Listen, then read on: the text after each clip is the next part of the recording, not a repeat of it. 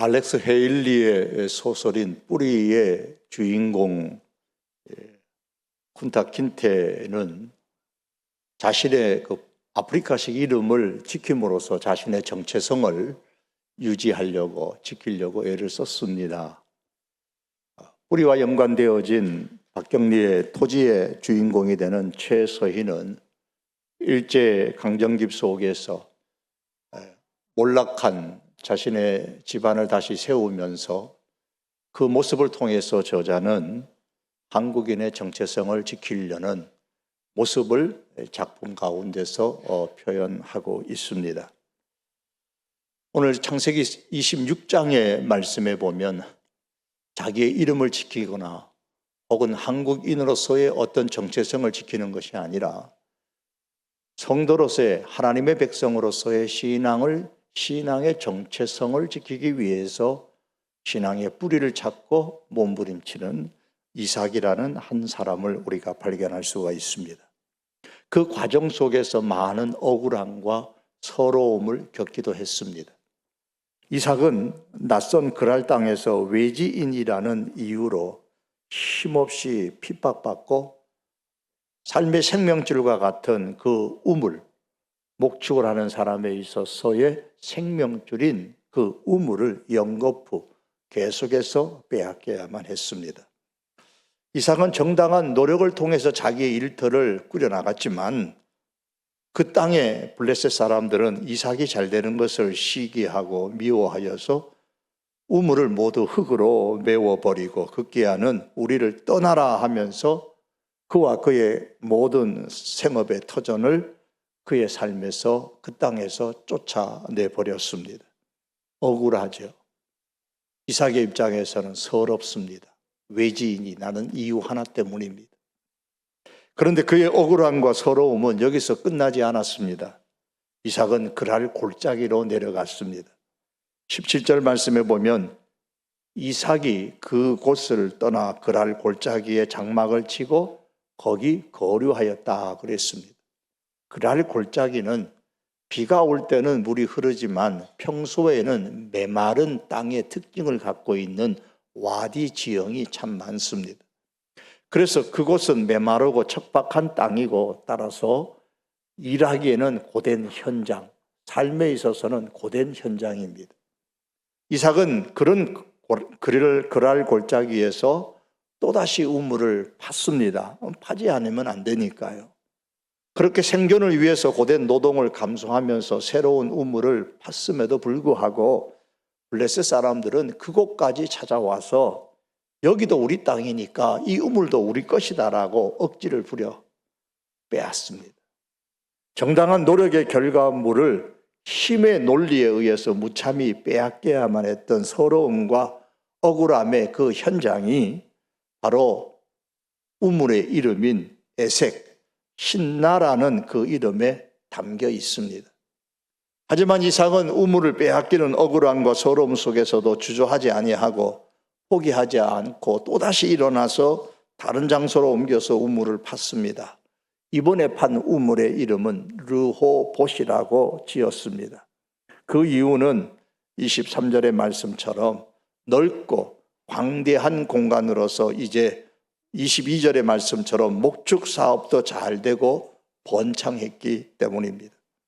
이 정도면 이제 우물도 있고 목축의 그 사업, 일터도 번창을 하고 잘 되고 이만하면 한숨 돌리고 경제적인 여유와 안정을 찾아서 살 수가 있게 됐습니다. 여기가 내가 살 땅이다. 충분히 그럴 수 있었을 것입니다. 그러나 이삭의 마음 깊은 곳에는 여전히 허전했습니다. 마치 그랄 골짜기와 같이 척박한 땅과 같았습니다. 왜냐하면 르호봇이 비록 경제적인 자유와 삶의 안정을 제공은 했지만 거기서 신앙의 뿌리를 찾을 수가 없었기 때문입니다. 하나님의 백성으로서의 정체성을 거기서는 얻을 수 없었기 때문입니다. 그래서 그는 다시 장소를 옮겼습니다. 그 르호봇이 경제적인 자유도 주고 삶의 안정도 주었지만 그래서 모든 서름과 모든 그 억울함을 씻을 수 있는 땅이었지만 르호봇에서 그는 떠나서 약 한 35km 정도 북쪽에 있는 브엘세바로 올라갔습니다. 그 23절의 말씀이에요. 이삭이 거기서부터 브엘세바로 올라갔더니, 이 브엘세바라는 땅은 이삭에게 있어서는 신앙의 뿌리와 같은 땅입니다. 왜냐하면 그 아버지 아브라함이 창세기 21장 33절에 보면 거기서 그 땅에서 하나님의 이름을 부르고 예배하고 하나님과 깊이 교제했던 장소였기 때문입니다. 물론 그때 이삭도 있었죠. 또한 이 브엘세바는 하나님께서 이삭을 바치라고 했을 때에 모리아산으로 갈 때에 출발했던 지점이기도 했고, 또 모리아산에서 하나님께서 준비하신 그 양으로 제사를 드리고 다시 돌아와 살았던 땅이 바로 창세기 22장 19절에 보면 바로 이 땅이었습니다. 브엘세바였습니다. 브엘세바에 이르러 거기 거주하였다 그랬습니다. 이삭은 브엘세바에서 이 모든 신앙의 경험을 아버지와 함께 했습니다. 따라서 이 브엘세바는 이삭의 신앙의 추억들이 담겨 있는 땅이었습니다.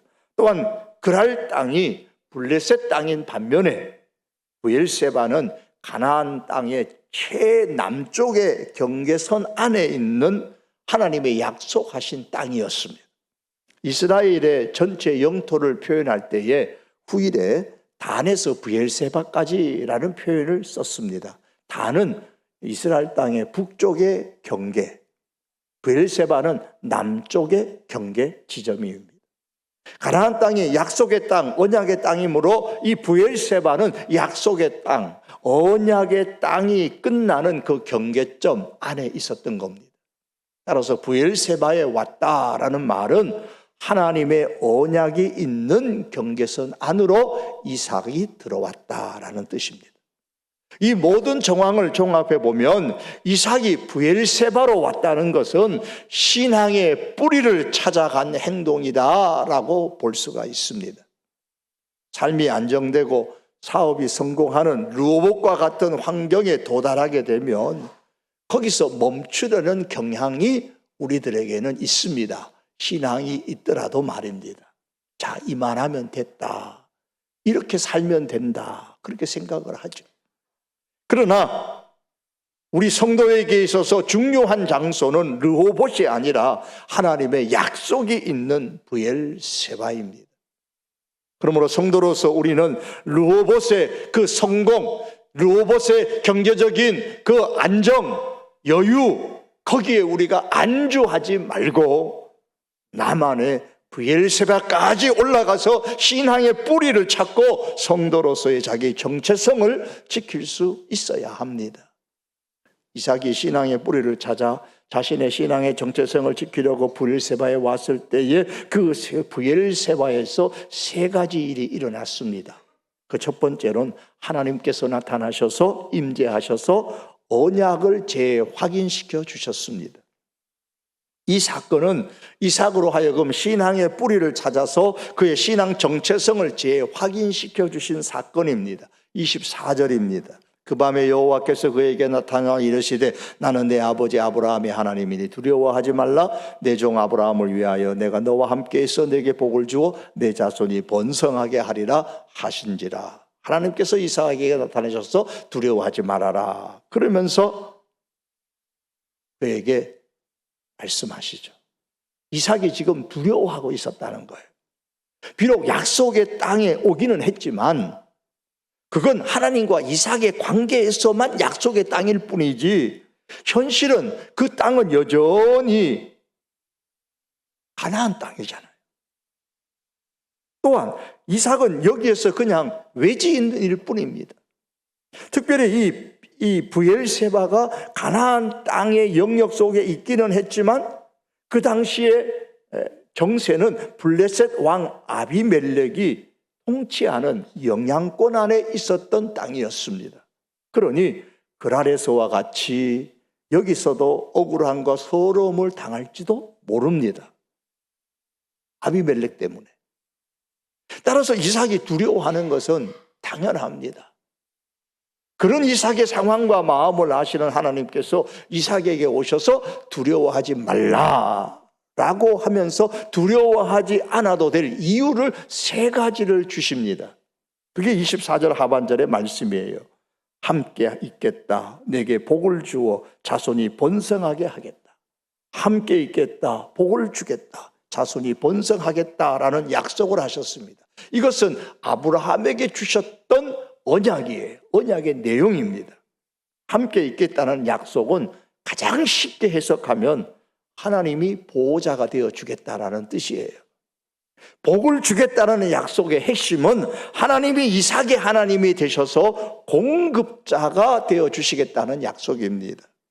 그리고 자손을 번성하게 하겠다는 말은 이삭과 그의 가족의 생명을 지켜주셔서 후손을 계속 번성하도록 번창하도록 하겠다는 약속입니다. 그런데 하나님께서 이 3가지 복을 약속하면서 그 앞에 한 가지 수식어를 붙였지요. 내 종 아브라함을 위하여라고 했습니다. 즉 내 종 아브라함을 위하여 함께하고 복을 주며 내 자손이 번성하게 해주겠다고 하셨습니다. 이 말씀은 아브라함의 언약이 이제는 이삭 너의 언약이다, 너와 맺는 언약이다 라고 하나님께서 이삭에게 선포하시는 겁니다. 다시 말하면 언약의 하나님은 아버지 아브라함만이 아니라 이제는 아들 이삭의 하나님이신 것을 확인시켜 주셨습니다. 이를 통해서 이제 이삭은 하나님은 우리 아버지 아브라함만의 하나님이 아니라 나의 하나님이다라는 확신을 갖게 됐습니다. 그러므로 이제 이삭은 신앙의 뿌리를 언약의 하나님께 두고서 자기의 신앙의 정체성을 더욱 확고하게 그 브엘세바에서 가지게 됐습니다. 그러니 더 이상 두려워하지 않았죠. 왜요?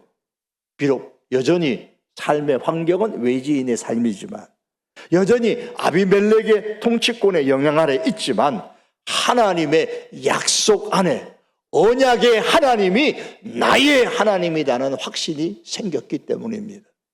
사랑하는 성도 여러분, 하나님은 누구십니까? 내 아버지의 하나님, 어머니의 하나님이 아니라 나의 하나님이심을 확신하십니까?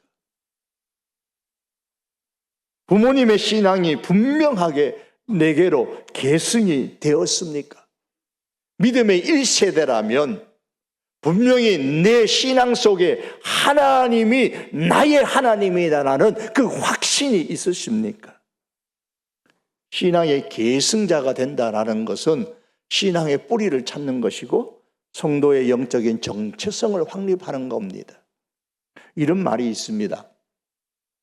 1세대는 하나님을 인격적으로 만나고 2세대는 하나님을 지식적으로 만나고 3세대는 하나님을 전통으로 치부한다.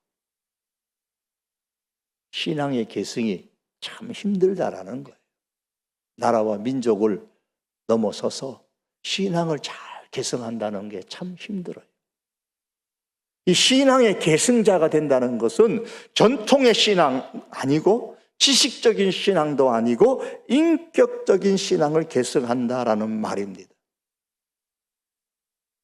아버지, 부모님 세대, 어머니 세대가 그 할아버지, 할머니 세대가 경험했던 그 하나님이 나의 하나님이다라는 확신을 갖는 신앙의 소유자가 된다는 말입니다. 이것이 인격적인 신앙이라는 거예요.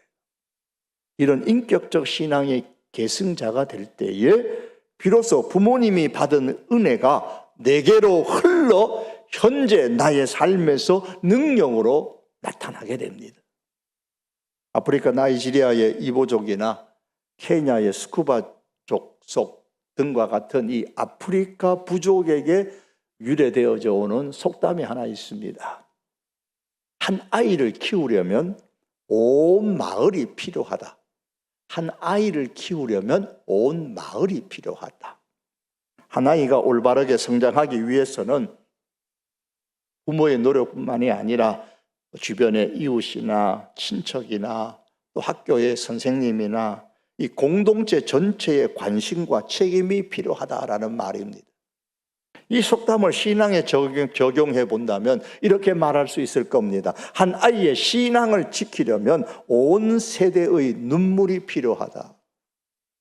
한 아이를 신앙의 사람으로 키우려면 부모님은 물론이요, 공동체 전체의 영적인 분위기가 필요합니다. 조부모님의 눈물과 부모님의 눈물과 교회 학교의 교사 선생님들의 믿음의 눈물이 모여서 하나의 영적 생태계를 이룰 때에 신앙은 비로소 제대로 계승되고 계승할 수가 있습니다. 그러므로 우리의 각 가정의 모든 구성원들과 우리 성도 교회가 공동 책임의 의식을 가져야 됩니다. 그래서 우리의 자녀들을 인격적 신앙의 계승자로 만드는 데에 온 힘을 다 기울일 수 있기를 원합니다. 우리들의 신앙은 물론이요, 우리들의 자녀 세대들까지도 루봇의 환경에 안주하지 아니하고 하나님을 나의 하나님으로 고백하고 동시에 세상을 두려워하지 않고 세상을 넉넉히 이길 수 있는 믿음의 소유자로 신앙을 계승할 수 있기를 주님의 이름으로 축복합니다. 부엘세바에서 일어났던 그 두 번째 일은 예배입니다. 25절의 말씀이죠. 이삭이 그곳에서 제단을 쌓고 여호와의 이름을 부르며 거기 장막을 쳤더니 이삭의 종들이 거기서도 우물을 팠더라. 부엘세바에서 하나님께서 언약을 재확인시켜 주시자 이제 두려움이 사라졌어요. 신앙의 뿌리를 하나님께 두었습니다. 자신의 신앙의 정체성을 하나님으로부터 찾았고 그래서 신앙의 정체성을 지켰습니다. 그 증거가 뭐냐? 예배로 나타났습니다. 이삭은 사방이 이방인으로 가득 찬 그 땅에서 즉각적으로 예배로 반응을 했습니다. 이삭은 먼저 제단을 쌓고 하나님의 이름을 불렀습니다. 이삭의 최우선 순위는 예배였습니다. 25절의 말씀에 보면 아직 부엘세바 땅에서 거주할 장막도 치지 않았습니다.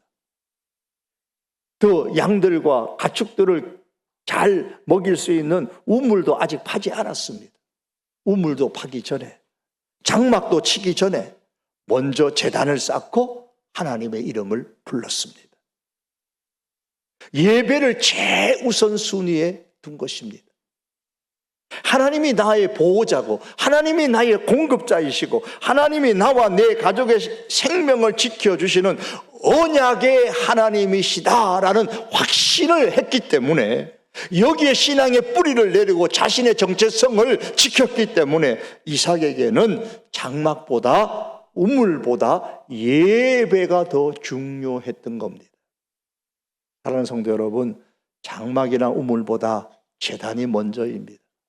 집이나 일터보다 예배가 우선입니다. 예배가 성공해야 일상이 성공합니다. 하나님께 드리는 예배를 최우선 순위에 둔다는 것은 세상의 유동적인 그 모든 환경에 휘둘리지 아니하고 신앙의 뿌리를 하나님께 깊이 내리는 것이고 성도의 영적인 정체성을 지키는 근본이 되는 것입니다. 그러므로 여러분, 예배를 최우선 순위에 두는 이 일에 실패자가 아니라 우리 모두 성공자들이 될 수 있기를 원합니다. 먼저 제단을 쌓으십시오. 공적인 예배를 우선 순위에 두고 하나님의 이름을 부르십시오. 그리고 그 다음에 장막을 세우고 일터를 위하여 동분서주하며 다니시기를 바랍니다. 그래서 신앙의 뿌리를 하나님께 깊이 내리고 신앙의 정체성을 더욱 확고하게 할 수 있기를 바랍니다. 신앙의 정체성을 하나님께 두고 신앙의 뿌리를 하나님 앞에 내리며 예배를 최우선 순위로 정했을 때에 이 이삭에게 어떤 일이 일어났습니까? 그게 세 번째로 일어난 일인데 하나님께서 이삭에게 평화를 주셨습니다. 이삭이 평화를 얻으려고 막 여러 가지 계획을 세우고 애를 쓴 것이 아닙니다. 그게 저절로 이루어졌어요. 과거에 이삭을 내쫓았던 블레셋의 최고 권력자인 아비멜렉이 일련의 사람들을 데리고 스스로 이삭을 찾아와서 화친을 요청했습니다. 이는 신앙의 뿌리와 자신의 영적인 정체성을 언약의 하나님께 두었을 때에 하나님께서 그런 하나님의 사람을 위해서 어떤 일을 하시는가를 보여주시는 사건입니다. 26절의 말씀이죠. 아비멜렉의 그 친구 아우삭과 군대장관 비골과 더불어 그랄에서부터 이삭에게로 온지라. 과거에 이삭을 쫓아내었던 아비멜렉이 어떻게 스스로 이삭을 찾아와서 화친을 맺자고 했을까요? 그 사이에 무슨 이삭이 강한 군대를 만들었습니까? 아니에요. 전혀 그런 게 아닙니다. 그 이유는 28절 때문입니다. 그들이 이르되 여호와께서 너와 함께 계심을 우리가 분명히 보았으므로 우리의 사이 곧 우리와 너 사이에 맹세하여 너와 계약을 맺으리라 말하였노라. 이삭의 양떼가 많아서 이삭이 거부가 되었기 때문에 두려워한 것이 아니라 여호와께서 이삭과 함께 계심을 분명히 보았기 때문입니다. 여러분, 세상은 우리를 안 보는 것 같지만 다 봅니다. 여러분의 직장의 생활에서 여러분을 보실 때는 교회를 다니는 누구누구로 다 보세요. 다 본다고요. 제 아내가 한 번은 동네 슈퍼에 갔다가 와서 저한테 그러더라고요. 그 슈퍼 주인이 이번에 온 목사님은 오래 있네요. 그러더래요. 그렇죠. 내가 물었어요. 그 교회 슈퍼 그분 우리 교회 다니시는 분이냐? 그러니까 아니래요. 우리 교회뿐만 아니라 교회를 안 다니는 분이에요. 그런데 동네에서 슈퍼 하다 보니까 성도교회에 대해서 이게 아시더라고. 이 교회는 어떻고 저 교회는 어떻고 알아요. 다 보고 계시더라고요. 세상이 교인들을 보고 있어요. 여러분의 일터에서 삶의 주변에서 주변의 사람들은 여러분들을 다 보고 계신다고. 저도 보고 있단 말이에요. 저를 봐요. 보면서 저 사람하고는 친해야 되겠구나. 저 사람은 함부로 하면 안 되겠구나. 그렇게 느끼게 만드는 것은, 생각하게 만드는 것은 우리가 가진 재물 때문이 아니라, 우리가 가진 어떤 힘 때문이 아니라, 우리가 가진 세상의 그 무엇이 아니라 하나님께서 나와 함께 하심을 볼 때입니다. 그 사람은 하나님이 함께 하는 사람이로구나. 하나님이 함께 하시는 사람이로구나. 함부로 하면 안 되겠구나. 세상의 사람도 그걸 보는 거예요. 그런데요, 블레셋 사람이 아비멜렉이 하나님께서 이삭과 함께 계시는 것을 어떻게 볼 수 있었을까요? 그 힌트를 29절 하반절에서 볼 수 있습니다. 이는 이제 너는 여호와께 복을 받은 자니라. 여기 두 단어, 여호와, 복, 두 단어예요.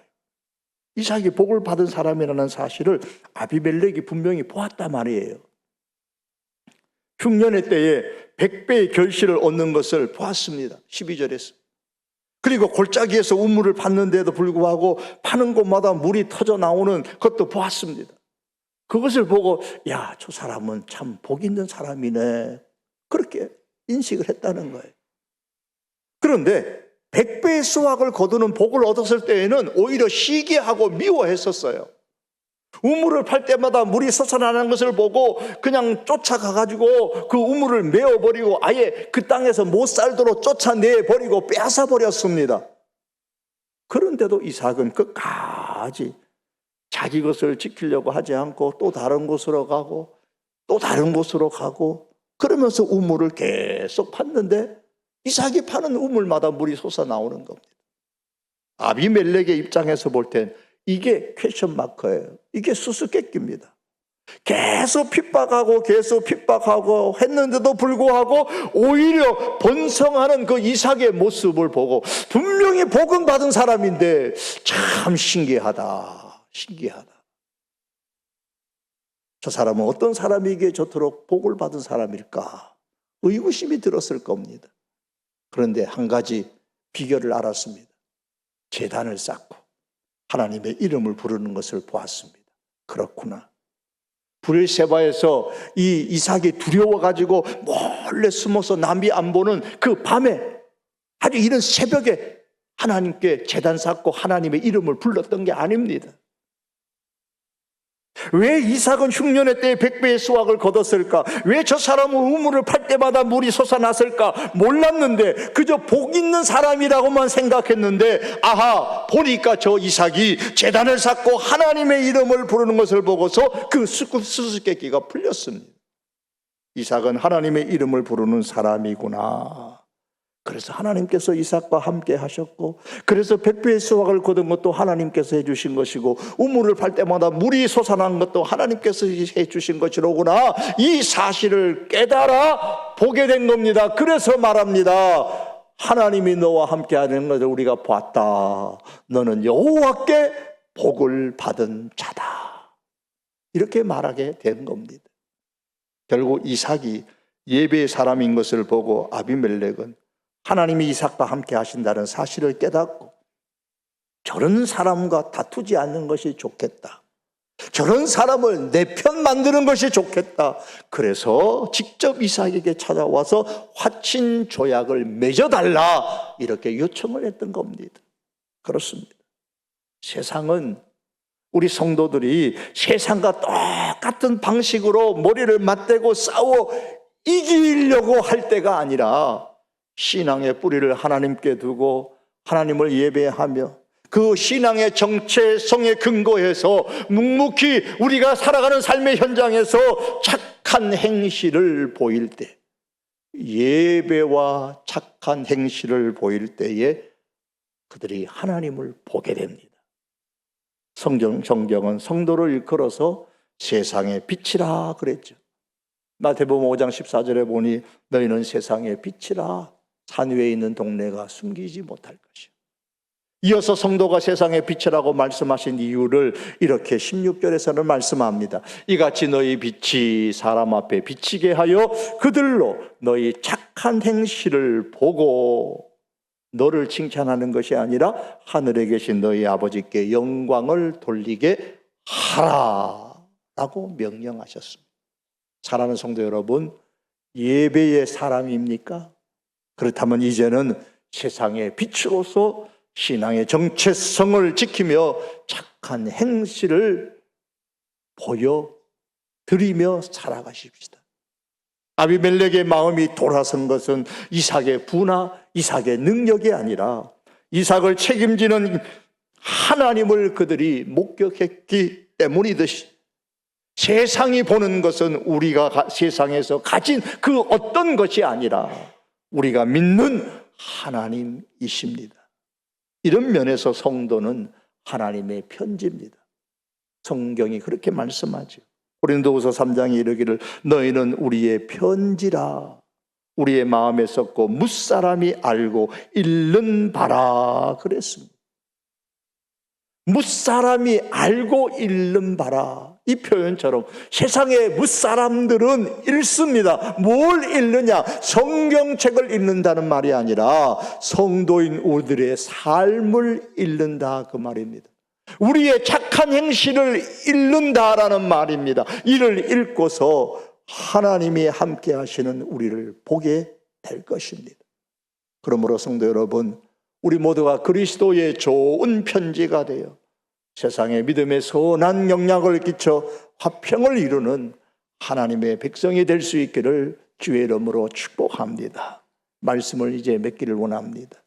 성도는 로봇이라는 세상적인 성공과 안정에 안주하지 아니하고 하나님의 언약과 신앙의 뿌리가 있는 나의 브엘세바로 나아가는, 그래서 성도의 정체성을 확립할 수 있어야 합니다. 이를 위해서 성도인 우리들은 나뿐만 아니라 우리의 자녀들도, 자녀인 내 자신도 이 신앙을 잘 계승하되 인격적인 신앙을 계승할 수 있어야 됩니다.